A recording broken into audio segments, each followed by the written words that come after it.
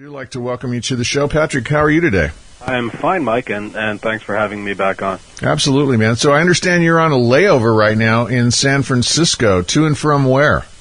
Yep, I'm here in San Francisco. Came in from Boston, which is where I live. It's an interesting month for me, schedule-wise. San Francisco, now later in the month, or later in July, I'm going to be in Copenhagen. I'm going to be in Ghana, in West Africa. So suffice it to say, I get around. Very good. Well, I know I've been spending some time on your website, askthepilot.com. I'm on there right now, as a matter of fact. And I encourage everybody that wants to listen along with us, go to askthepilot.com. There's tons of information there.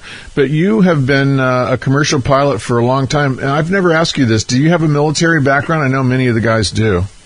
No, I do not. I came up through the civilian ranks. And, nowadays, most new hire pilots at the airlines come up through civilian channels, not through the military. It's not the way it used to be. There's still a pretty good number that do come through the military, but not the 80, 90% or whatever as it was in decades past. Right.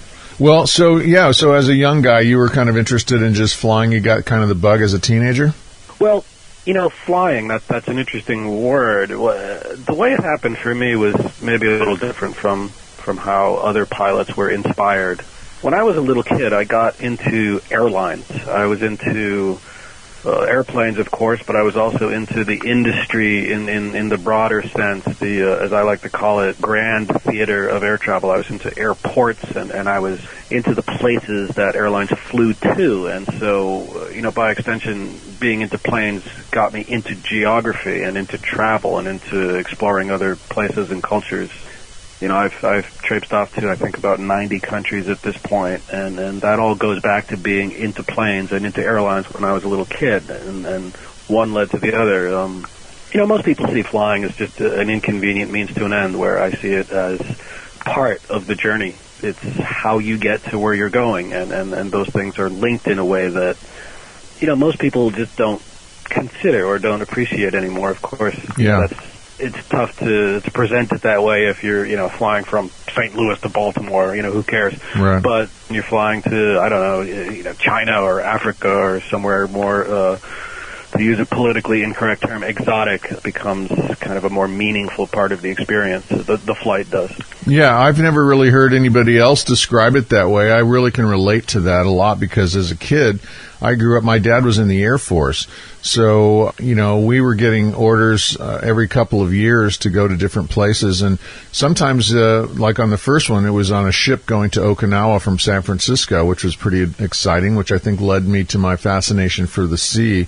But we flew from, and this is going to date me a little bit, but we flew from the West Coast, L.A., to Morocco in a prop plane back in the day, and talk about lots of stops and lots of interesting things and looking down and looking at different landscapes and stuff. And that was my fascination, and to this day it is. I can actually just roll up to an airport and smell the exhaust and just start tripping on that like, okay, we're going somewhere. I love it.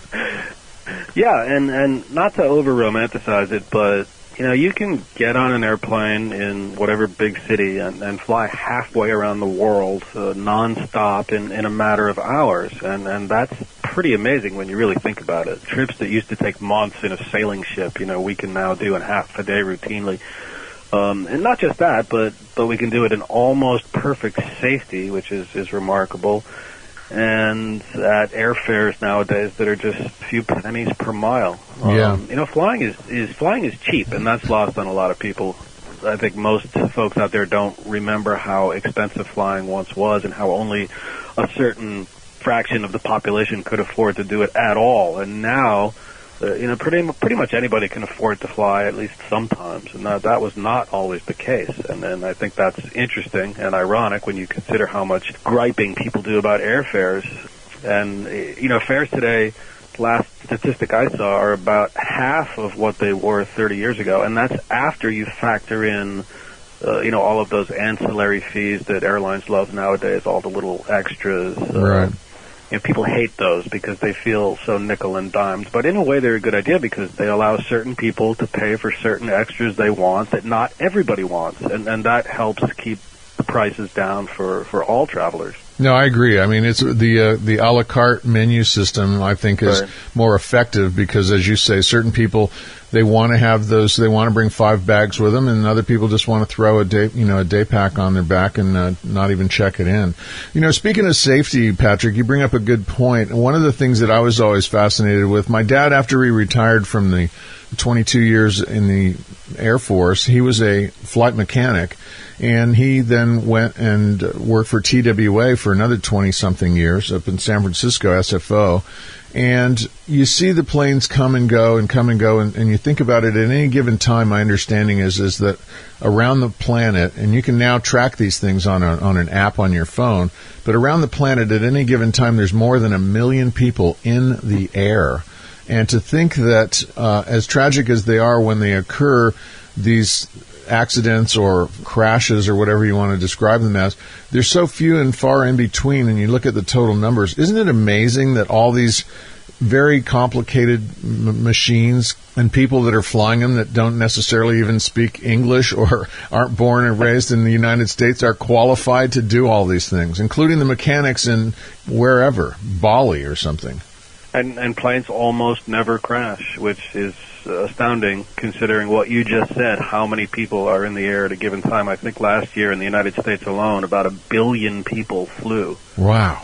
And we haven't had a really catastrophic crash in this country involving at least a major airline since 2001. I mean, we're talking 17 years without a major carrier having a major crash, the kind of crash that we used to see really all the time, where you had 100, 200, 300 people killed at a time.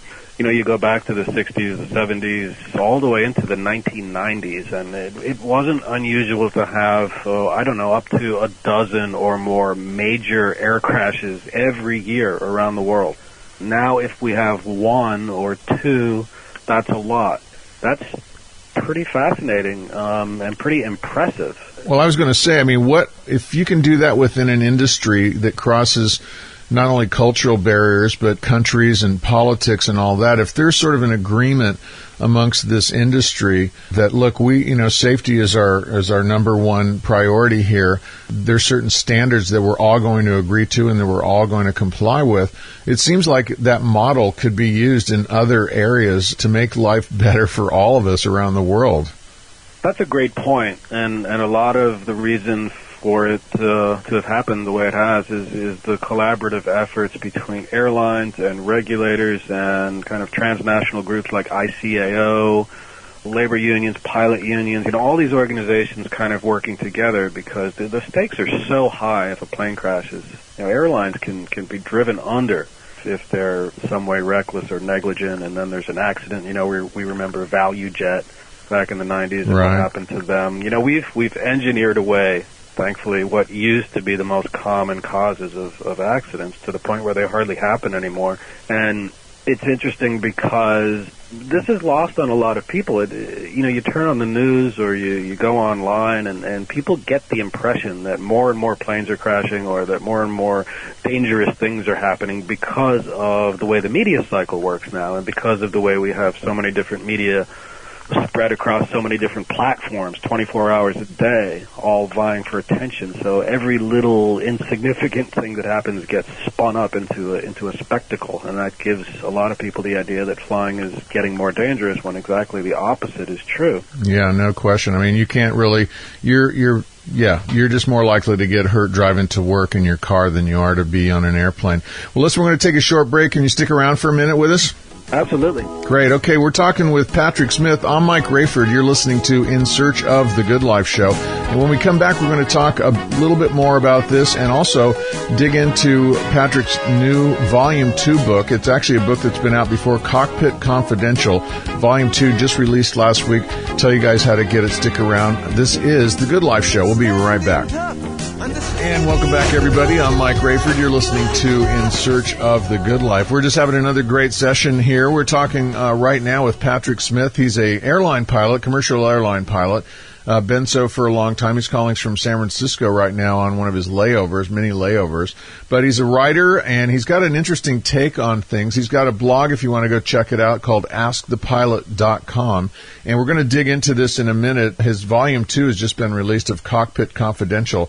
Patrick, welcome back to the show. Tell us a little bit about just the thumbnail or what the inside book cover. How would you describe your book, Cockpit Confidential? Yeah, Cockpit Confidential, the subtitle is Everything You Need to Know About Air Travel. There's a new second edition, which just came out. The original was published about, I think 2012 or 2013. It's been totally rewritten, refreshed, updated. There's about 25% all new material inside, covering the newer things that have changed since the original publication, everything from Malaysia Airlines to the different airline mergers and so on. If you click over to AskThePilot.com, there's a post on the homepage where you can learn more about the new book. Yeah. Well, I know you go into a lot of things that your book kind of appeals to if you're a geek about airplanes and flying and stuff like that. You've got sort of some of the technical stuff that we're not going to necessarily cover here today, but it's also just simple things like travel from, say, a perspective of someone who is a pilot or somebody in the airline industry. How do you think that differs? I mean, what are some of your observations, if you will? You see a lot of people standing in line with their suitcases and maybe their first time or second time travelers, and you've done this for so long. You must have slightly a jaded view on things at times. Sometimes I look out at all the people in the airport, all the people crowding the terminal with the baby strollers, and I think, where are all these people going, and why do they have to go there? Yeah, because that's where I'm going. It just seems so excessive, so over the top sometimes, and that's a byproduct of the fact, as I was saying in the last segment, that flying is now so affordable. Everybody does it, and then they bring their kids, and it's just, in some ways that's good, and in some ways that's bad. Travel generally is such an interesting thing to talk about. I mean, I've traveled to about 90 countries. I was recently in Bhutan on a vacation, a lovely place. Mm-hmm. But for all of the mind-broadening benefits of travel and all the incredible things that you can see and experience, it in a lot of ways, there's a dark side to it too. I mean, traveling can kill your soul in a way. I mean, because it exposes you to the kind of everything that's wrong with the world. I mean, you see extreme poverty, right? You see extreme environmental devastation. Flying over the Amazon, you see the clear-cutting fires, and you can be on a beach in the middle of nowhere, and you see all the plastic trash washed up on shore. Right. You see the slums. You see just human degradation. There have been times when I've come home from a trip and just wanted to flush my passport down the toilet. Wow. On the other hand, you can be in the wilds of Botswana or on a mountain in Bhutan, and it's exhilarating and inspiring. It's kind of a yin and yang, I guess, of travel, and there's actually an essay in the book where I talk about this. Good thing or bad thing, it's up to you. Yeah, well, that's true, and I mean, we get a lot of our guests are travelers, they're bloggers, I guess, in a way, they're trying to sort of put a happy face on the idea that instead of just sitting at home in your little town, in your little pink house or whatever for your whole life, take a little bit of a punt, get out there and take a chance and go somewhere. And what I encourage people to do frequently is get out of your zip code. You go to these extreme places and I've been to a few of them too myself, where you're right. I mean, you get from the airport to get to where you want to go, you're driving in a danger. It's more dangerous than the flight, usually the taxi cab ride to wherever you're going to go. And then you're kind of getting to see at a high rate of speed what the other people that live there all the time are all about. So part of it is where it is. I think the best part of travel for me is there's occasions where you just happen to meet some really terrific people that are from there along the way. And they can sort of give you a different insight, maybe a different appreciation for, what you got back at home. Right, and everything I just said notwithstanding, I don't want to discourage people from traveling. I just want you to maybe brace yourself for some of the things you might see. I think the world would be a better place if everybody could and did travel. Yeah, I agree. Yeah, one of our last guests was on, and they're doing he's actually a restaurateur in San Francisco in the Bay Area who's originally from Myanmar, Yangon, Myanmar. And so he came over here as a kid maybe 20 years ago, and he's been quite successful. And good for him, but he wants to share and give back. So he's come up with a scholarship program for kids, high school kids in the Bay Area. But part of the deal is if they qualify and they get the scholarship, they also are required to go to a third world country and visit and work. I think he actually has them go to Myanmar, Burma, and actually work in an orphanage or something for a couple of months, with the idea that these guys aren't going to appreciate this scholarship and their education unless they're a little bit more worldly. And I think getting somebody out there, especially at a young age, really influences their future. Yeah, absolutely. And, of course we have the Peace Corps and whatnot, but I wish there was some kind of national service, so to speak, where young people in this country could, or even had to go overseas and experience the world a little bit in young adulthood to help give them a better perspective. Absolutely agree with that. Them the rest of their lives. Yeah. Well, so when you are, even though you're a pilot and, people might think you get perks because you get to fly for free if you're going on hop back, deadheading it back or whatever you're doing. But what about layovers? Now, that's something that as I'm sitting here planning a couple of trips for myself, I hate laying over because it just causes so much time lag and all that. Are there any stories that you've got related to layovers and maybe how to avoid them or what to do if you get one? Well, are we talking about a layover where you spend the night in a city, or layovers at the airport between connections? I'm always thinking that I'm going to get stuck for 2 or 3 hours, but maybe that's the key, is to make it where it's an overnighter. Well, even if you've just got time between connections, a lot of that comes down to what airport you're laying over in. Is it LaGuardia or is it Singapore or Incheon? There are some really neat airports around the world. I just mentioned 2 of them. Mm-hmm. I've been to Singapore. I've not been to Incheon. Incheon is maybe my favorite airport in the world, and there's an essay in the book where I talk about that. It's well, for those who don't know, where is Incheon? Incheon is the airport serving Seoul, Korea, South Korea. And it's such a neat place. It's maybe the most flyer-friendly airport I've been to, with just innumerable amenities. They offer free city tours. There are rooms where you can sleep and relax. It's very, very quiet. They don't drive you crazy with public address announcements the way airports in the United States do. And can we take a time out to talk about that for a minute? If there's one thing... The white zone is for parking. Right, from Airplane, the movie. U.S. airports really need to take a hint from their European and Asian counterparts. We don't need to be bombarded with useless public address announcements, just announcements one after another. Sometimes they play on top of each other, creating this kind of unintelligible hurricane of noise. I was at LAX not long ago, and I'm at the gate, and there's an announcement blaring reminding me of which liquids I can take through security.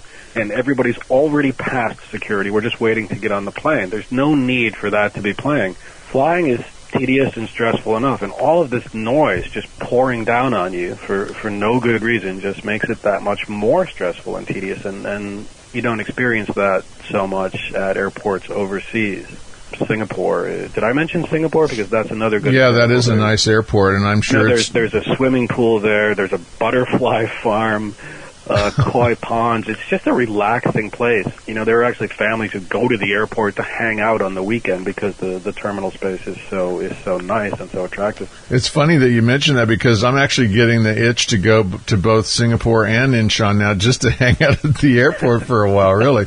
Now, have you flown in and out? This is just a side question that came to me, because recently I had somebody on that invited me to come over to Shanghai. They were talking about how Shanghai was, how did he put it? He says it's the best... How do you say it? It's the most democratic form of communism there is, or something to that effect. It was just amazing. Have you been to that airport?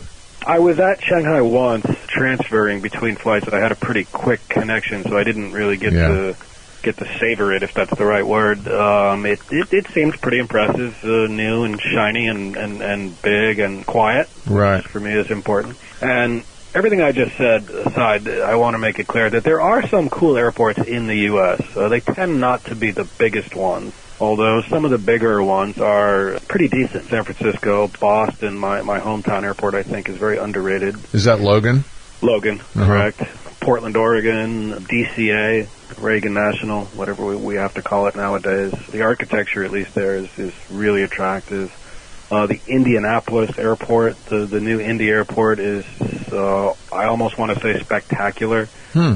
It is at Terminal 2, I think it is, at Raleigh-Durham, of all places. Oh, wow. You'd swear you were in Munich or somewhere in Europe. I mean, it's a very nice terminal. So they're out there, but they tend to be the exception in the United States. Right. Well, I know that I was flying out of SFO a couple of years ago, and it was when they were doing their big remodel, and it's hard enough to drive in and out of there anyway because of all the weird loops and clover leaves and all the other stuff that they've got going on. And it was just chaos for a couple of years. But, you know, as you say, the end result, and I'll throw one out from my little area up here, the Sacramento Airport has had a nice redo, and it's looking pretty good too for sort of what I might consider. You think of California and the state capital of California as not a little rural thing, but our airport is kind of like a little rural airport, although it's international. It's a smallish one, but they did a nice job. Anyway, Patrick, it's been great having you on the show again. Gosh, we're going to have to do this more often. I think we'll have to have you back once in a while because this is fun, sort of getting to know step by step so we're not overblown away. But one last story I did want to cover, and we're all frustrated with the security of everything, or I'm trying to come up with a turn of a phrase, but basically the TSA system. Obviously, all these things changed when the big towers went down and all that happened back in 2001, 9/11, but it doesn't seem to have evolved towards anything very practical or thoughtful. Just sort of like we're in control and you're not, and here's what you have to do, and we're in charge the whole time. What's with the shoe thing? I mean, some airports now are not requiring it, and some are. Do you know anything about that? Like some airports don't require it. It can vary, I think, airport to airport. You know, security is something we could spend all day talking about separately, and you just made a great point, which is all this many years after 9/11, we still have what feels like a chaotic sort of jury-rigged system that is just oppressive more than anything else. And the huge irony here, and this is something I talk about in a segment in the book in Chapter 6, I think it is that the 9/11 attacks were not a failure of airport security. They really had nothing to do with airport security. Yet so much of our emphasis since then has been on the concourse checkpoint. You know, what the hijackers took advantage of in 2001 wasn't a loophole or a weakness in airport security. It was taking advantage of our mindset and what our understanding of a hijacking was and how it was going to unfold based on years and years and years of precedent. You know, what tools, what weapons the guys had didn't matter. They could have used anything, just a sharpened stick. It wasn't about that. It was about the greater strategy of what they were going to do and what we thought they were going to do. And that seems to have been lost on everybody, and it's too bad. And the other big fundamental flaw in our system now is we treat every single person as a potential terrorist. And I'm sorry, but in a system where you have millions of people flying every day, that's just not workable or sustainable. But we keep forcing it, and that's why the lines are so long and people are so frustrated. And sadly, we've just taken it in stride, and we've become acclimated and used to it. And I don't know if there's ever going to be any going back. Yeah, well, I know you've mentioned something about the TSA or the security there is searching for weapons rather than the people who might actually use these weapons. And as you mentioned, I mean, a ballpoint pen could become a weapon, or an empty water bottle or something like that could become a weapon of some sort. Do you think political correctness has just gone so far that it's actually making life dangerous for us in a way because we're not willing to sort of quote unquote profile certain types of people? Well, I mean, profiling in this context isn't what people think. You can't profile based strictly on ethnicity or national origin. That's not going to work when it comes to airport security because it's so easy for a perpetrator to work around that. Right. You have to have a bigger system that takes in all different data points and comes up with some kind of profile that is a mishmash of maybe including some of those things, but there have to be other factors as well. And is it going to be perfect? No, but it can't be. I mean, we're never going to be 100% safe. And ultimately, I think the job of keeping air travel safe from terrorism, it's not the job of people on the concourse. It's not the screeners. It's something that happens backstage. It's the TSA and FBI and CIA and people working to break up plots and catch people before they get to the airport. Yeah, I agree. Well, listen, on that happy note, we will definitely have you back. And you say you're headed back over to West Africa at some point. I'd love to hear about some of that stuff. But I want to encourage everybody to go to your website, askthepilot.com. You can check out the new book there. You can go to Amazon and buy it. It's just a fun blog. You're a great writer, by the way, Patrick. I love the way you just ramble on. You kind of take a different angle on things. So I really appreciate you taking the time to join us today on the show. Oh, thanks a lot, Mike. Anytime. We should do let's do a live show from Africa sometime. That sounds great. Let's see the time zone. Yeah, well, if you're willing to be up at 9 or 10 o'clock at night, that might be okay. Oh, sure. All right, Patrick. Well, safe flights to you, man, and have a great trip. And thanks so much again for joining us on the show. Thank you. All right, bye-bye. For joining us on the show. Thank you. All right, bye-bye. For joining us on the show. Thank you. All right, bye-bye. For joining us on the show.